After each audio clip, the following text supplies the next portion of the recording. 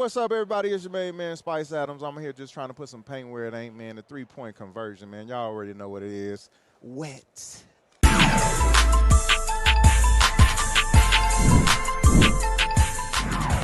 No, that sucks. Before you go on a long road trip, an opportunity to protect your home court. We talked about that so many times, and we didn't do it.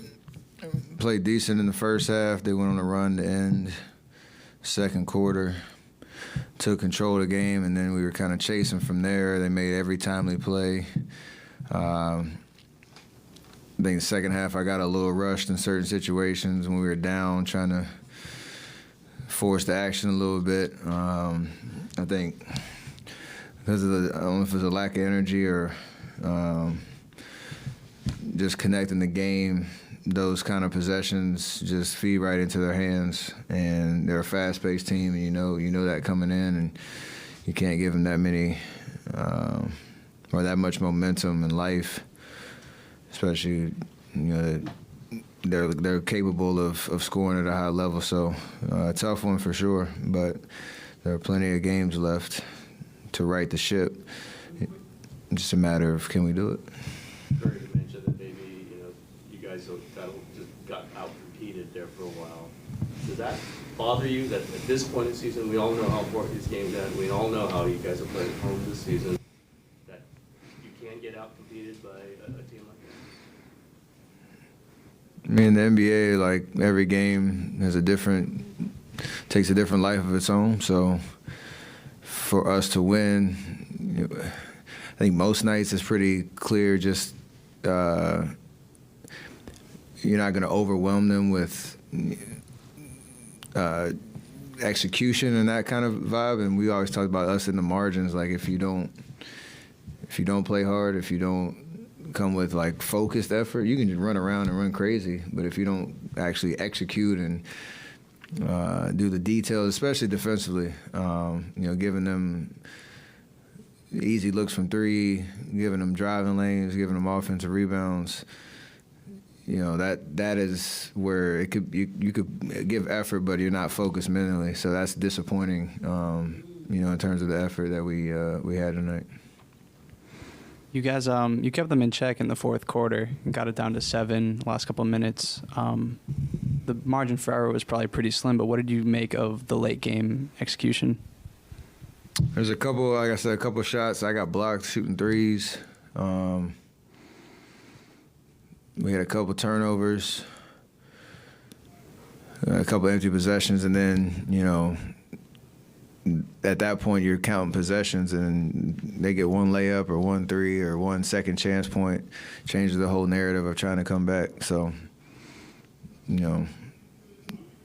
we lost it end of the second, pretty much halfway through the third, where, like Tim said, they out hustled us, out competed us. That's bad grammar, but disappointing night all the way around. We've seen Kaminga have all these really strong games, and now he goes 4 for 17 against this team. What do you tell him? What do you tell him as it's going? Do you like that he kept putting shots up even in a tough shooting night?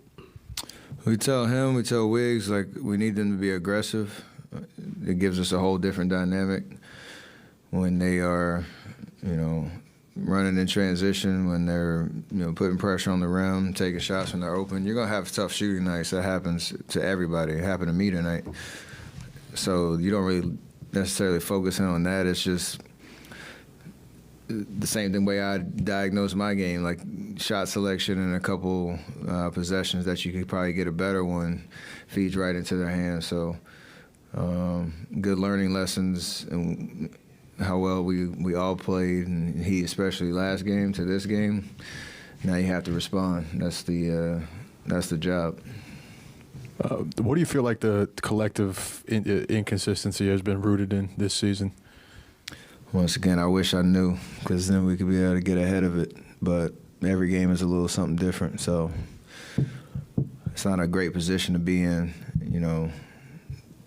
especially when every game matters and every game counts, and there needs to be a sense of urgency in how we finish, this last stretch of games. I wish I knew, though. Steph, you mentioned this already a little bit, but how was Indiana able to come back down 12? I mean, you guys looked like you had control of the game when you were up 60-48, and as you mentioned, they took control of the game, towards that middle of that second quarter, probably capped off by that Halliburton 3 right before halftime. Honestly, I was trying to think, like that 4 or 5 minute stretch. I can't recall how they scored, or like what the patterns were. I'll have to go literally watch the film to see. It was just a total momentum shift, and you could see like the life came out of us a little bit, and then that dagger 3, Big Mo, as my college coach used to call it, going into the halftime. There's a carryover effect to that too. So like they had all the confidence in the world going into the locker room. We were reeling a little bit, and we didn't respond in the second half. So we got outscored by 15 in the third quarter, so that probably didn't help. And a quick follow-up: Can you guys also say that when you look at the homestands, the last 2 homestands, you guys went 1 and 2. I mean, even just getting that one extra win could have kind of made a big difference for you guys if you go 2 and 1 in those homestands. For sure, that's the math of it, but I mean, that's gonna sting because you missed huge opportunities to build true momentum and kind of settle yourself in the standings a little bit. It just presents more issues of how we need to bounce back, whether we're going to be playing for something in a couple of weeks or not, because nothing's guaranteed, and I think we have enough pride to bounce back, and I think we want it bad enough, and gotta go show it. Steph, a couple questions for you. You've been through this, what Kaminga's going through. How difficult is it when the other team kind of recognizes you as one of the top scorers, and now they seem to take you away? Like it feels like they had a plan for what to do with Kaminga. Do you feel like that's where he is in his career? It's a natural evolution of as you climb the ladder in the league and become a guy that's not just on the scouting report now, but probably the second person they talk about when they're going through personnel, and you have more film on you, more your tendencies, so they're going to game plan, and that's the challenge of continuing to be efficient and effective night after night. He's more than capable. We've seen plenty of young guys. JP had to go through it a couple of years ago. You got to embrace the challenge of it, and the IQ of seeing what they're doing, how they're adjusting, and having counters for it, and not second guessing yourself.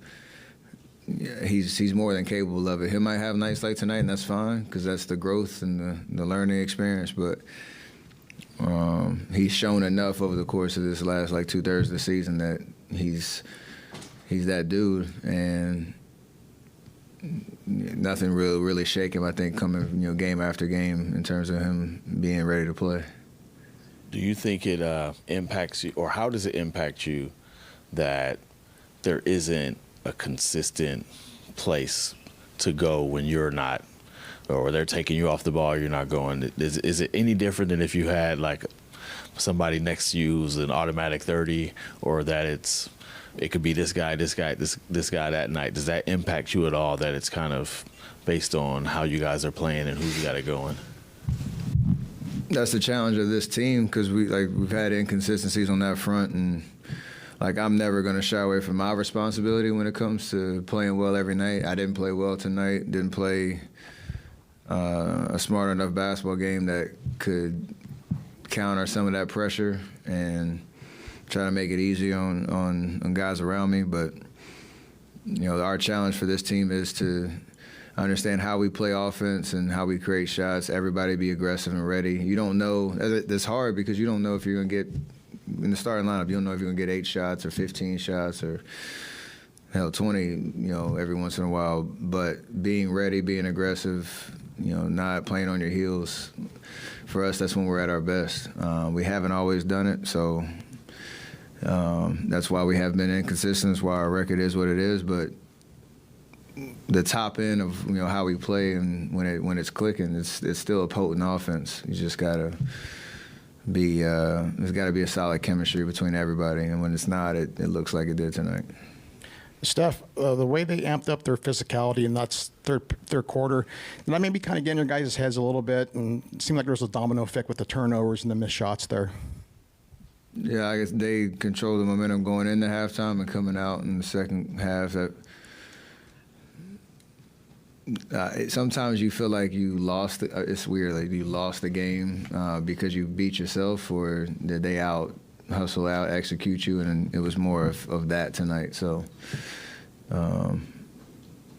still feels the same in terms of the outcome and how we feel leaving the building, but they played a great game in that stretch that really changed the entire momentum, and we never responded. Last one for Sam. Steph, I'm curious, even beyond tonight, as you know, scoring around the league is down in the second half of the season. The officiating is a big part of that. You have one free throw tonight. I think your numbers in particular, you've always, not necessarily gotten the calls and gotten to the line, and I think you've had a downtick in the second half of the year. What are you seeing on that front these past couple of months, and do you feel the real difference in the way the whistle is going?